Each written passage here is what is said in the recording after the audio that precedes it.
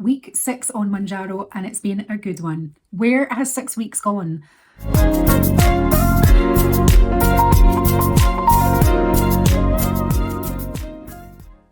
For those who are new to my channel, hi, my name is Lou and I'm documenting my Mounjaro journey. For anyone who's seen me before, hi and thank you for coming back to my channel. I genuinely can't get over how fast 6 weeks has gone and how much has happened in that time and how my journey has gone on Mounjaro, all the ups and downs already. But week 6 was a very good week. It was really busy, but it was really great. I've lost 1.8 pounds on week 6. I actually, during the week, lost more than this. I think my total weight loss for the week was up at around 2.2, but just before the cutoff for the end of week 6 came in, there was a slight gain, which caused the overall loss to be 1.8, which brings my total loss for date over the 6 weeks to 7.6. That is meeting and being consistent with my goal losses of 1 to 2 pounds a week. So overall, I'm very happy. So just to confirm, for those who don't know or may not remember, I take my Mounjaro on a Monday evening. I weigh myself every day as well, and I log it on a tracker. And I've been able to identify a trend that every single week since I've been on Mounjaro, my lowest weigh-in is actually on a Saturday.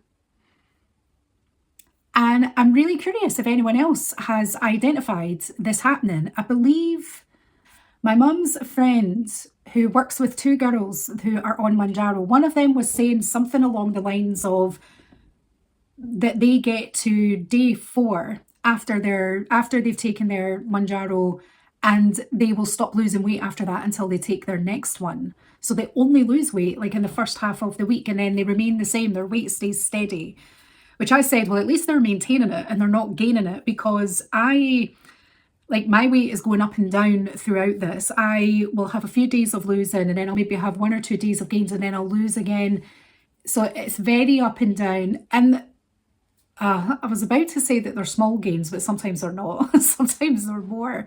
I mean, ultimately, I don't want there to be any gains at all. But when you are weighing yourself every day, you will come across that. And that is totally normal, because our weight does fluctuate on a day-to-day basis.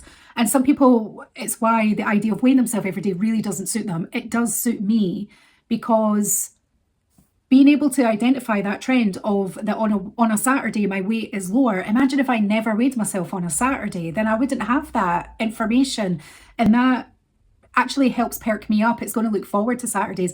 And I know that so many people will take their Mounjaro at the beginning of the weekend to help see them through the weekend, because obviously the dose is at its strongest and it's helping them through with any possible cravings that they would have had at the weekend, or like if they're drinking at the weekend or going out for meals at the weekend or anything. But for me, I am so glad that I started taking mine on a Monday, because like, what better day of the week than a Saturday to be at your lowest weight and to be looking and feeling your best and to be happy about your weigh-in as well. Waking up on a Saturday morning, beginning the weekend, and like, I'm the lowest of the week. I don't know if this is going to continue. I hope it does. And I will probably comment on that in a couple of weeks just to see, are Saturdays my slimmest days? I don't know. So something that I thought was interesting and worth to put in there. And I love looking at data and figures. I used to be an analyst. I love playing with data in that way. So if anyone else has noticed a trend like that with their own weight loss, please let me know below, because I just find this stuff really interesting and really fascinating. Now, something that I didn't say in my last review was that whilst I was on holiday, I was still receiving emails from Med Express. Granted that they were probably just automated emails, and obviously they hadn't taken me off their email list, but I was getting a lot of emails that were saying, you know, you need to make sure that you reorder, and that they were offering for a limited period before the price increase happened. They were allowing customers to make 2 orders instead of 1. And then others being like, rest assured, don't worry, like, we've got your back and all this crap. And, you know, I got notified about the price increase, and because I knew that I was very likely going to have to find another supplier, but because I was still receiving these emails, I thought, I'm going to put an order in again with Med Express and I'll just risk it and see what happens. So I put 1 order in on Tuesday evening. It was the night before we came back from Spain. So I put one in on Tuesday evening, and I put another one in again on the Wednesday. That one I actually put in for 5 milligrams because I'm still on 2.5 milligrams and I have been for 6 weeks. I'm on my 7th week now, and I did start the week with 2.5 milligrams. And I think I think it's very unlikely that these orders are going to be approved, but if they are, I'm thinking by the time I would come round to using the 5 milligrams, it may be time for me to titrate up. I don't know. I'll still need to see how that goes. But yeah, so I put those orders in, and it's been over 2 weeks and I haven't heard anything. When I check my MedExpress account, it still says that it's under clinical review, and I haven't had any emails asking questions about my order. It's all just the automated emails that I've been getting. So I could be getting them. I don't know. I do think it's doubtful. I'm not like holding my breath. It really was just, I'm going to chance it and see. And I mean, this whole time, the money for the orders has been deducted from my credit card, but like I haven't actually heard or got anything yet. So when I came back, I did research other suppliers. There were 10 that I was looking at overall. I cannot believe from a couple of months ago how many companies are offering, I say companies, how many pharmacies? Actually, yeah, not just pharmacies, it's companies as well. Because you've got companies like Voy and SheMeds, and although they employ pharmacists to approve the order, I don't think, like, they're not actual pharmacist companies. I've not actually looked into it that much, so if I'm wrong, I apologize. Yeah, so I was monitoring about 10 different companies for what I was going to use after the price increase. And there was one in particular that I was keeping my eye on that were consistently keeping their prices low. And it's called The Family Chemist. And what I like about them is that you actually order your needle heads and your wipes separately, so that when you place orders with them, it's just for the pen and that's it. So they ask you to order those things separately, and they were offering this starter kit, which was perfect because it gave you a sharps box, it gave you a box of the needle heads, a box of the alcohol wipes, and then you also got your initial pen, which was 2.5 milligrams, and that's what I was looking for. So I ordered that because I know someone who ordered from MedExpress not long after me, and they never received a sharps box. Just like my first order, I never got a sharps box either when you're supposed to. I said, don't ask MedExpress for one. I'm going to order this from this site and I will be able to give you a sharps box then. So that's what I did. I already got my sharps box from MedExpress because I emailed them to ask them for it. So I've technically already got mine for free anyway. I put my order in on the 30th with the Family Chemist. It was approved, that was about midday on the 30th. My order was approved just before midnight on the Sunday, the 31st. And then I received my order the following day on the 1st of September, which was perfect because that was when I was due to take my next injection, even though I already had another pen in the house. So that worked out totally fine. But I would absolutely recommend them. If MedExpress decide to honour my orders, I would like to continue using them because they offer that referral scheme. So anytime somebody uses my code, it gives me money off for future pens. And that's definitely something that I want to keep doing. And it was one of the reasons that I went with MedExpress in the first place, pretty much because everyone's gone with MedExpress, but also because they were very reputable, and because they offered that reward scheme, refer and reward scheme. But my actual personal experience with them, I don't think they've lived up to the expectation that I had for them. Although so far, the Family Chemist have been great. I've not really had much interaction with them so far, but they've been totally fine. So let's look in the Family Chemist and see what they offer. Now, anyone who uses MedExpress for the first time, if they have that referral codes from a friend, they will get £40 off. So the Family Chemist don't offer any schemes like that. When you look onto their website, they do say that you can get 15% off if you sign up to their newsletter, but it doesn't include weight loss treatments. So I haven't bothered doing that. But before I submitted my order, I just did a Google search to see, are there any discount codes? And there was a really weird one, like I think it was a name, it was like Sarah or something, and it gave me £7 off. So it's always worth checking if there are any discount codes online.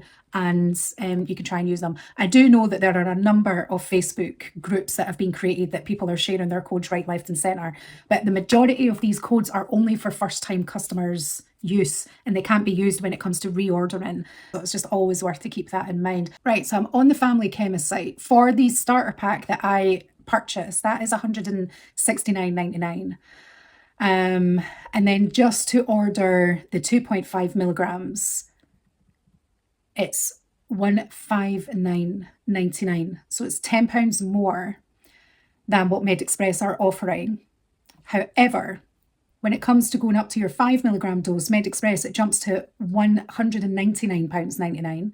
7.5 milligrams is £249.99. So you're going up in like £50 increments. Whereas with the Family Chemist, a 5 milligram pen is $173.99 and a 7.5 is $229.99. I really feel that overall you're saving more money with the Family Chemist. And I'm only with them because MedExpress said that they would stop providing me. I've still got that order in. I'll wait and see what happens. Hopefully I get it. And that way, whenever I receive the discount code, I can take advantage of that. But then if I don't, I've got the Family Chemist there.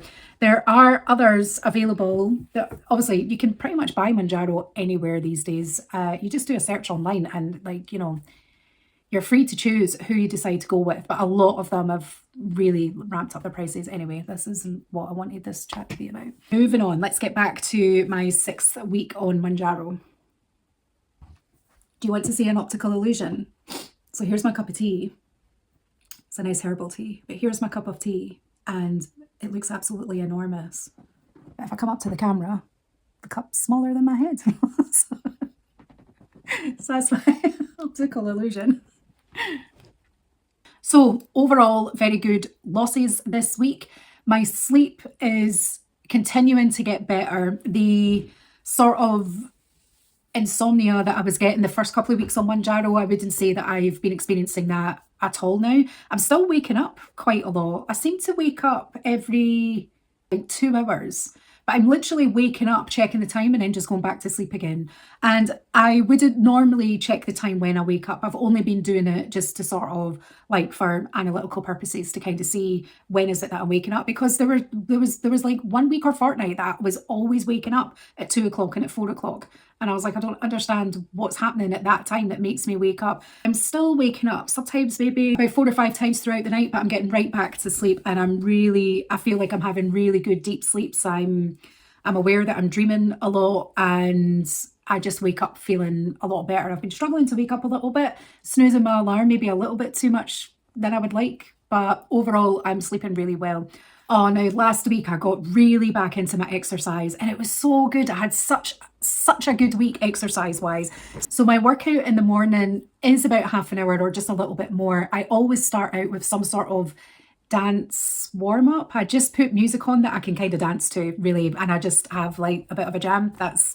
I'm not doing any like specific movements that consider warming up, like moving my muscles. I'm really just moving my body, making sure that I'm getting into the feeling of it. It's music that I like. I'm changing it up every day. And I'm really enjoying that. It's really helping me get in the mood for the exercise. Then I do my resistance band work. And all of last week, I was doubling the amount of everything that I was doing. So before, where I was doing like maybe 12 exercises, 10 reps at a time, I'm now doing 20 reps at a time. And I could really feel and notice the difference. And it is getting tougher and harder. I mean, I use a 20-pound resistance band, so sometimes it's going to feel less or more than that because I try to make sure there's as much resistance there as possible. So yeah, I think that side of it went well, and I've been doing really well with like aerobics exercises on the floor. So after I do my core work and before I do my back work on the floor, I am doing more with my legs to kind of help, again, with my lower back, but helping with my glutes and my thighs and everything. So I've been doing lots of what I would call like aerobics exercises on the ground, doing that. And every single time that I'm working out, like I am sweating. Like it is good. Like for someone who never used to sweat when working out, like I'd maybe get a little bit of sweat at my lower back and that was it. But where like I'm actually dripping sweat from my head, I can feel it coming down my neck. it's great because I've read sources online, and even Billy just sent me something the other day talking about that, where a fitness instructor is talking about, you know, that sweaty guy in the gym, that actually proves that he's more fit than anyone else. There are like studies and articles out there that confirm that if you sweat easily when you're working out, it means that your body is actually more efficient at keeping itself cool, and it's because it's used to getting regular exercise. So it's an absolutely amazing sign if you're sweating. And there is a YouTuber that I follow that she says that when she's sweating, it's her body crying fat, which I think is brilliant. I really like that. So now when I can see like sweat trickling down, I'm just saying that's my fat crying. So yeah, I like that one. And as well as doing that in the morning, I got my walking pad back from my brother. So I'd given my walking pad to my brother over a year ago. But before I went to Spain, I asked him if he was no longer using it, that I would like to have it back, because now that we're getting into, well, now that we're in autumn and, you know, winter is going to be coming up, I would definitely have more opportunity to use it in the house. I got the walking pad years ago. I think it was towards the end of COVID, actually. And for those that don't know what a walking pad is, it's essentially a treadmill where it's only the mechanism on the very bottom that you walk on. You don't, I mean, you can get ones that have like a bit of an arm stand on it, but this one it's just based on the floor, and it's only designed for walking or a very light jog. The maximum speed it goes to is 6 kilometers an hour, so that's a very light jog, but it's perfect for setting up in your living room, and you can just be walking whilst you're watching TV. You could be getting your steps in whilst you're watching something on TV or watching a movie. I watch YouTube on it and catching up with TV shows and everything, and you could be getting your steps in. It's really great. Or like, even if for those who are working at home remotely, what I used to do was that I would have it set up all the time, and just a couple of times throughout the day, I would just jump on it for 10 minutes, just do a 10-minute brisk walk. And by the time you've actually finished work for the day, you've already accumulated maybe 40 or 50 minutes of walking. And then you could do like an hour in the evening. And before you know it, that's you've got your 10,000 steps for the day. So the walking pad, I set that up this last week, and I've been using that, and I've been really enjoying it. It's great. I was doing voice notes on it one night to my friend. I just had half an hour that I knew I was going to be chatting away to her. So I was like, well, I'll go on the walking pad and do that. Got like 3,400 steps in. Just brilliant. So I'm really enjoying using that again and having that back. And I really think it just helps with the overall movement, getting my body moving and getting my heart rate up a little bit. Because Billy asked me the question, do you consider walking exercise? And I'm like, yeah, I do. The vast majority of people do class walking as exercise now. It shouldn't be. It should just be part of our everyday life. But just given the way that we live nowadays, it's not. Like going out purposefully for a walk is classed as exercise. So if you can afford one, to have one in your house. A lot of people set them up under their desks and they'll be like working whilst walking. I think you have to have very, very good coordination to do that. I've never attempted that, and you would need a desk that can rise. Yeah, just watching it in front of the TV suits me fine. So food-wise for the week. So I'm still managing my intermittent fasting. I'm still fasting roughly on average between 16 and 17 hours a day. This last week, I had to look back onto what my meal plan was. I was trying to think, what did I actually eat this week? And like, did I stick to my meal plan and all of this? And because I realised that I hadn't actually taken any photos of my food this week, and that is something that I need to try and work on, and I'll do my best to make sure that I'm taking photos of what I eat so I can put it up on the videos, because I know that for me, when I was first researching Mounjaro, and even when I'm watching videos on Mounjaro now, I love seeing examples of what are people eating. Not only what are they eating, but how much are they eating, like how much is on their plate and how much are they consuming throughout the day, what are they doing when they go out. I'm very interested in that, so it's something that I want to try and include in these videos. I didn't take any pictures of my meals last week, so I will definitely try and do that more this week. So I tried 2 new things last week that I haven't tried in previous weeks. One is the clear protein shake, and I've done a video on me trying this. Oh my gosh. The first one I tried was a watermelon one, and it was really nice. It reminded me no, that's a lie. The first one I tried was a pear one, because I have a big tub of like a month's supply. I think it's like 30 servings of a pear. And then I had a sachet of the watermelon. I did the watermelon in the video. It was really nice. And I've got lots of other samples. I've got samples from another company as well. that I need to try them. And the watermelon one, oh yeah, that just, God, that reminded me something from my childhood. I cannot for the life of me remember what it is, but it was really nice. And so I tried these clear protein shakes. I'll get back to them in a second. The other thing that I tried was, for the first time since being on Mounjaro, I had beans, like baked beans. I had a British classic. I had a baked potato with beans and cheese. And it was one of those half tins of the Branston beans. I am a Branston fan over a Heinz fan. So Heinz lovers, don't hate me, but for the Branston fans, give us a thumbs up. And I really enjoyed it.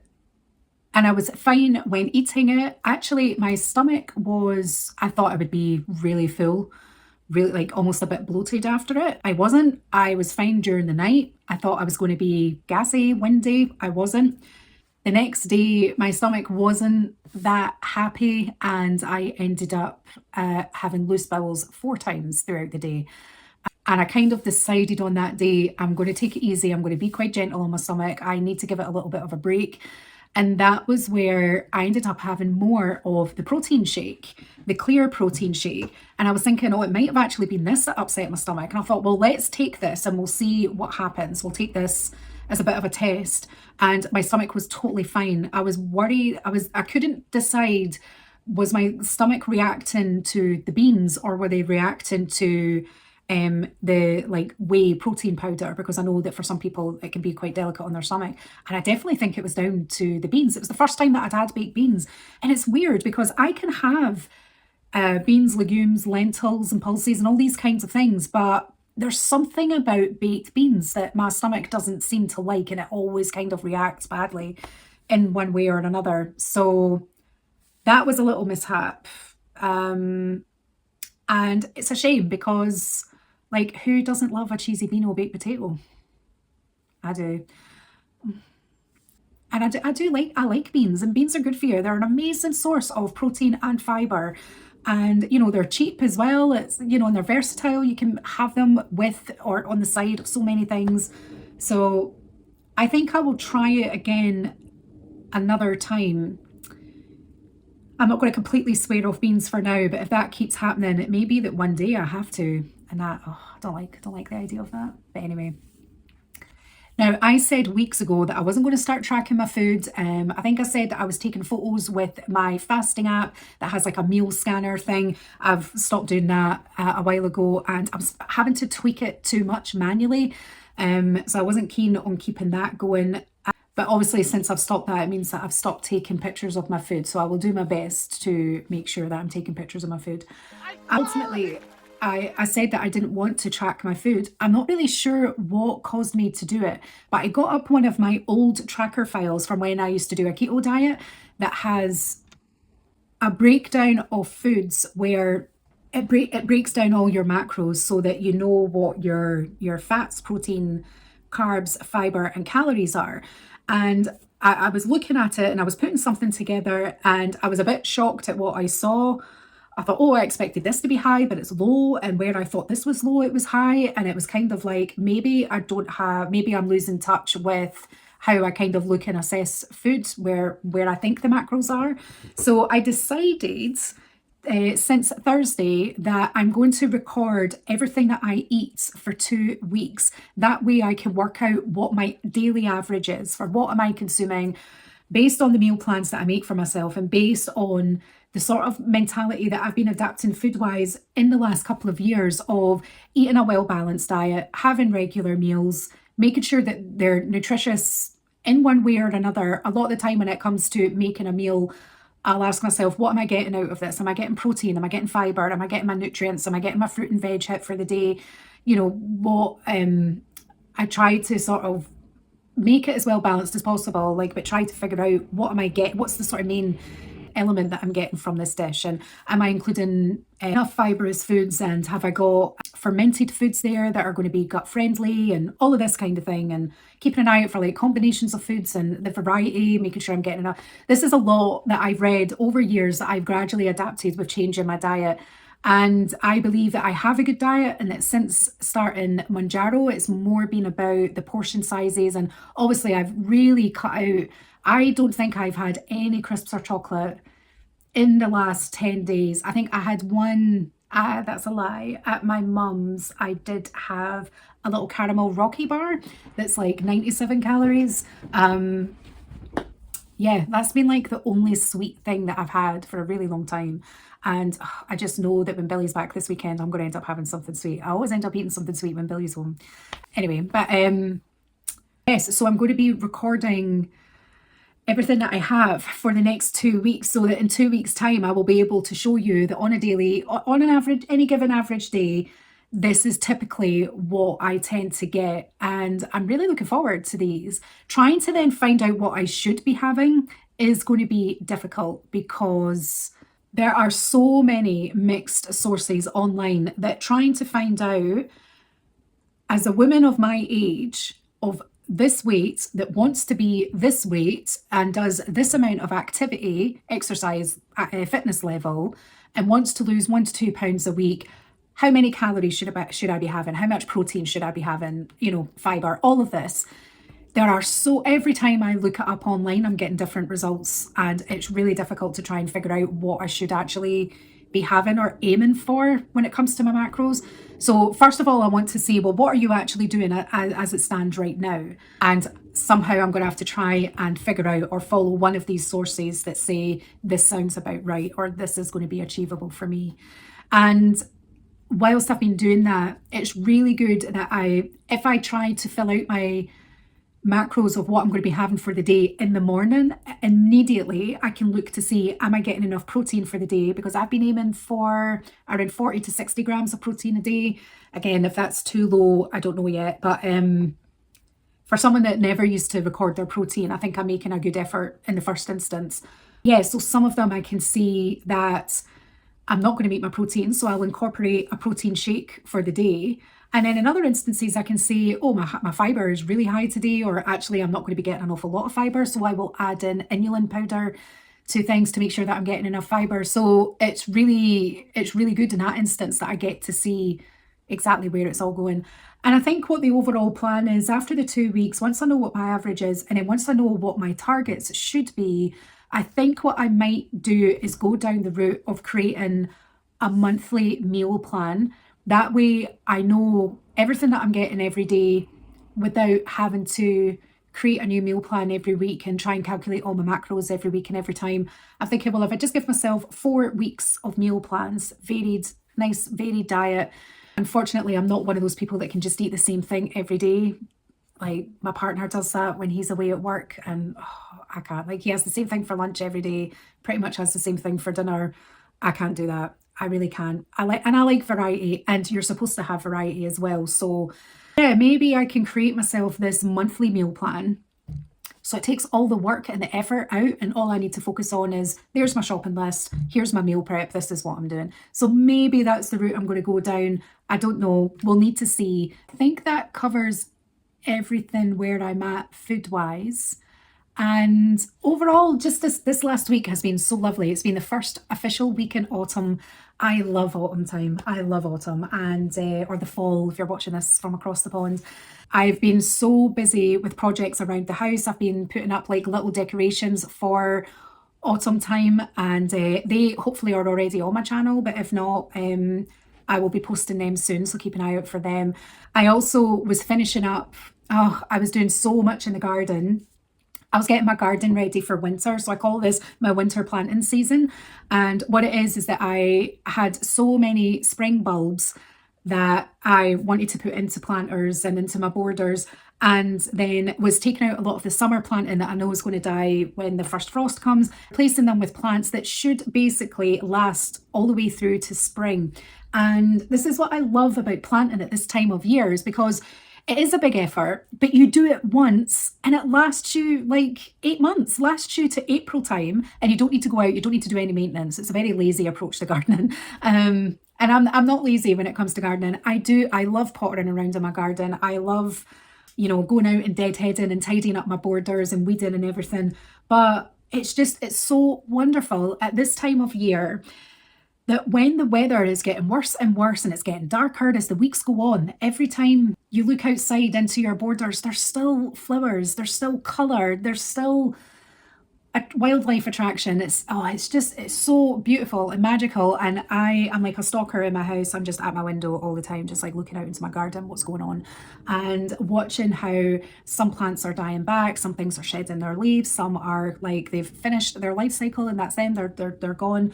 And then you've got these, I've got all my hanging baskets and I've got lots of containers and planters that have these. I've gone absolutely crazy this year on coloured heathers and violas. So I'm going to have all these beautiful mix of colours and flowers everywhere. And then what's even better is that come January, between January and May, I'm going to have all these bulbs that are going to start sprouting up. I think I've planted, even though I already have tulips in my front and back garden, I've planted an extra like 48 bulbs. I don't think you can have too many.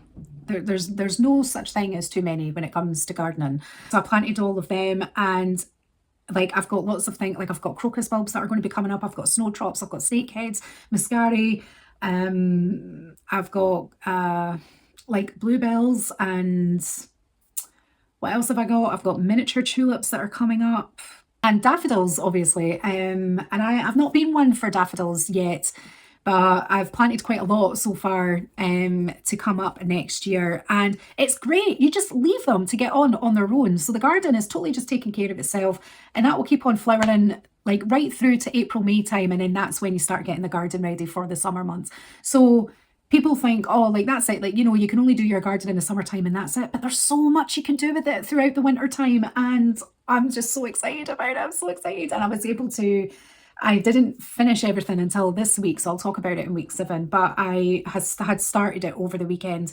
updating all my planters and everything, and I'm hoping to do a whole separate video on everything that I've been doing for the garden. So if that's something that you're interested in, please come back and watch that as well. Yeah, I've been really busy with that. I also had a gastroenterology appointment about my stomach that was going on. That was very promising, a little confusing. I still don't really know what the hell is going on inside me. She is giving me another medication which should help even more with my sleep. It's not designed for that, but it's one of the side effects of taking it, that it really helps with your sleep. So I am so looking forward to that. If I could have a guaranteed good night's sleep every night, so happy. And what else happened? I got my hair done last week. You can't really notice it in this video, but well, you can see the colour anyway, that the colour is there. Yeah, so you can see my colour a little bit. My hair is a mess just now. My hair's always a mess for these videos because I always record them after I've had my workout, and I don't wash my hair every day. So I tried to make it a little bit presentable. It's not, it's pretty half-assed attempts today. But yes, I got my hair done one day, went through and saw my cousin, and I came home and I did my nails and I did a nice autumn colour on them. It's weird, I did take a video of them. It doesn't show up on the video, but they're actually like a purpley brown with a slight hint of orange as well, really metallic and shimmery in the light, but they have started to peel now after doing all the gardening. So I'm gonna have to cut all them back. I think 2 of my nails broke as well. Anyway, it's been a really lovely week. It's been a great week getting back into the swing of things after being on holiday. Getting back into the Mounjaro being nice and successful, trialling out new things, putting up my decorations around the house, getting my garden all sorted. Yeah, it's just been fab. It's been really, really good, and it's kind of carrying on into week 7. So if you have enjoyed this, please come back and find out what happened in week 7. And if you want to know what's going on in a couple of weeks with the macros and how I'm calculating everything and all of that, then yeah, please subscribe and come back. I hope that you at least enjoyed this. Any comments, any feedback, any tips and advice, especially when it comes to the macro stuff or anything that you do with your garden, or anyone else that's used the suppliers that I was talking about for the Mounjaro, or anyone that's using MedExpress, how long have you waited to have your order approved? Anyway, so that is it from me today. Thank you. If you've watched this to the end, thank you so much for your time. Thank you for watching. I hope that you have enjoyed it, and I will speak to you again soon.